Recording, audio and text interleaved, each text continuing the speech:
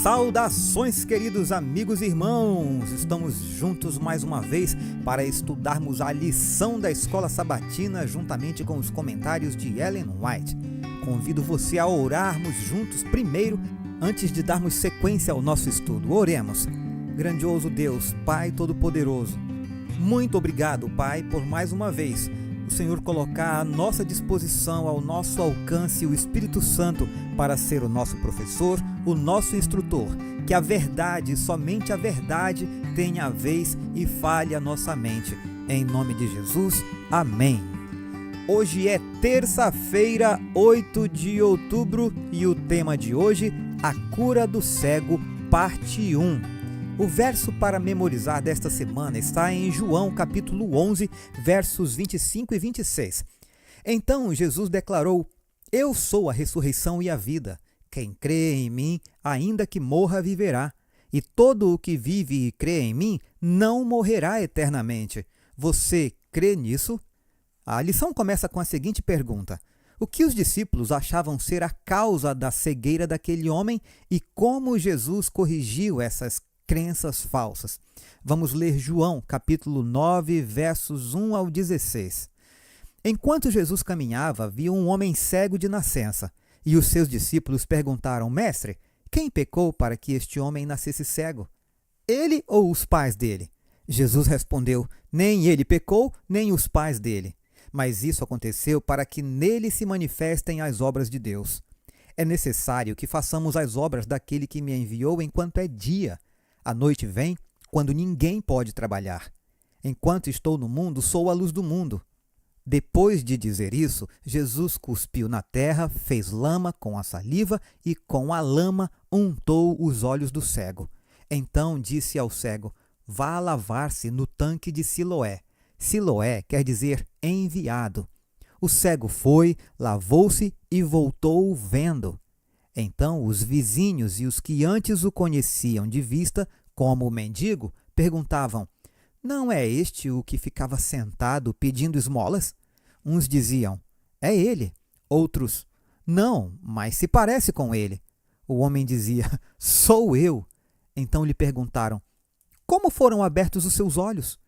E ele respondeu: O homem chamado Jesus fez lama, passou nos meus olhos e disse: Vá ao tanque de Siloé e lave-se. Então fui, lavei-me e estou vendo. Eles perguntaram: Onde está ele? Respondeu: Não sei. Levaram aos fariseus aquele que antes era cego. E era sábado, o dia em que Jesus fez a lama e lhes abriu os olhos. Então os fariseus lhe perguntaram outra vez como podia ver. Ele respondeu: Ele pôs lama sobre os meus olhos, lavei-me e estou vendo. Por isso, alguns dos fariseus diziam: Esse homem não é de Deus, porque não guarda o sábado. Mas outros diziam: Como pode um homem pecador fazer sinais como estes? E houve divisão entre eles. Retomando ao texto da lição, os discípulos estabeleceram uma ligação entre doença e pecado. Várias passagens do Antigo Testamento apontam nessa direção. Mas a história de Jó deveria mostrar que isso nem sempre é verdadeiro. Jesus esclarece a questão, não negando alguma ligação entre pecado e sofrimento, mas, nesse caso, apontando para um propósito mais elevado, de que Deus seria glorificado pela cura. O relato contém certas afinidades com a história da criação. Por exemplo, Deus formou o primeiro homem do pó da terra, assim como Jesus fez lama para dar ao cego o que lhe faltava desde o nascimento. Em Mateus, Marcos e Lucas, as histórias de milagres seguem um padrão comum, ou seja, uma expressão do problema, a condução do indivíduo a Jesus, a cura e o reconhecimento da cura, acompanhado de louvor a Deus. Na história de João 9, essa sequência é completada em João 9:7. Mas como geralmente acontece no Evangelho de João, o significado do milagre torna-se um tema de debate bem mais amplo. levando a um longo diálogo entre o homem curado e os líderes religiosos. Essa discussão gira em torno de dois pares de conceitos que estão relacionados e são contrastados: pecado versus obra de Deus e cegueira versus visão. É só em João, capítulo 9, verso 14, que o narrador conta ao leitor que Jesus fez essa cura no sábado, o que, segundo a tradição e não segundo a Bíblia, violava o mandamento. E assim, os fariseus consideraram Jesus como transgressor do sábado. A conclusão deles foi de que ele não vinha de Deus porque supostamente não guardava o sábado. Veja João 9, verso 16. Mas outras pessoas acharam inquietante que um pecador pudesse fazer sinais como aqueles. A discussão estava longe de terminar, mas já surgia uma divisão. O cego ficava cada vez mais cônscio de quem é Jesus, mas os líderes religiosos cada vez mais confusos e cegos quanto à sua verdadeira identidade. Ouçamos agora os comentários de Ellen White. Jó foi severamente afligido e seus amigos procuraram fazê-lo reconhecer que seu sofrimento era resultado do pecado e levá-lo a sentir-se sob condenação. Representaram seu caso como o de um grande pecador, mas o Senhor os repreendeu pela maneira como julgaram seu servo fiel. Existe impiedade em nosso mundo, mas nem todo sofrimento é resultado de conduta pervertida. Jó é distintamente colocado diante de nós como um homem a quem o Senhor permitiu que Satanás afligisse. O inimigo o despojou de tudo o que ele possuía. Seus laços familiares foram rompidos, seus filhos lhe foram tirados. Durante um tempo, seu corpo ficou coberto de chagas repugnantes, e ele sofreu grandemente. Seus amigos foram confortá-los, mas tentaram convencê-lo de que ele próprio era responsável por suas aflições, devido à sua conduta pecaminosa.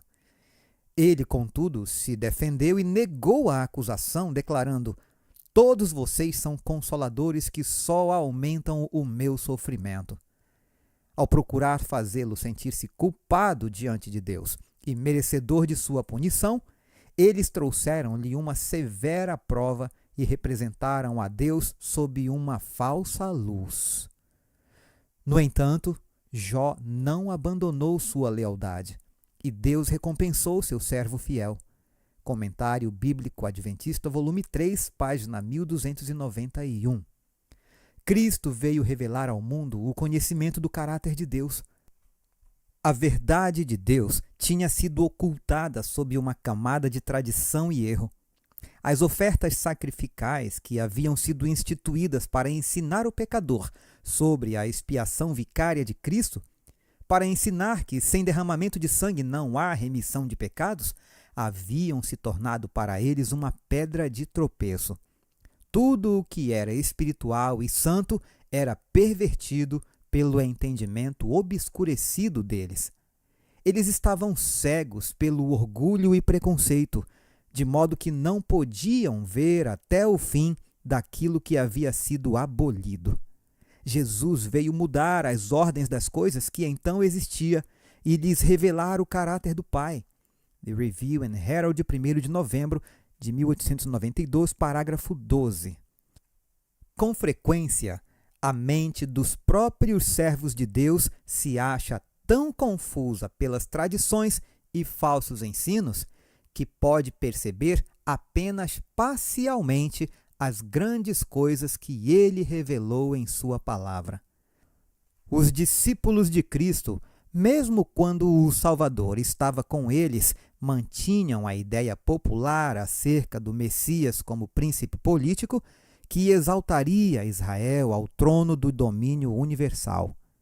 Não compreendiam o sentido de suas palavras predizendo seus sofrimentos e morte.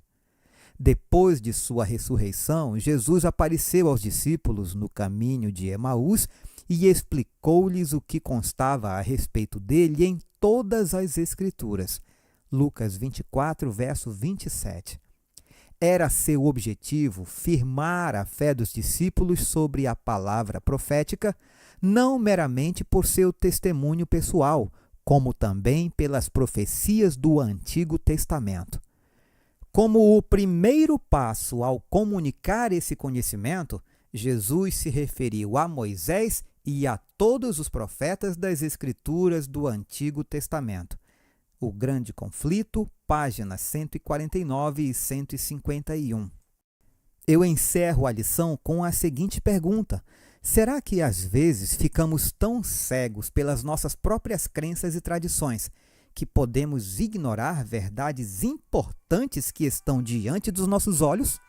Deixe a sua opinião nos comentários. Aguardo você amanhã para prosseguirmos nos estudos. Um forte abraço e fiquem todos com Jesus.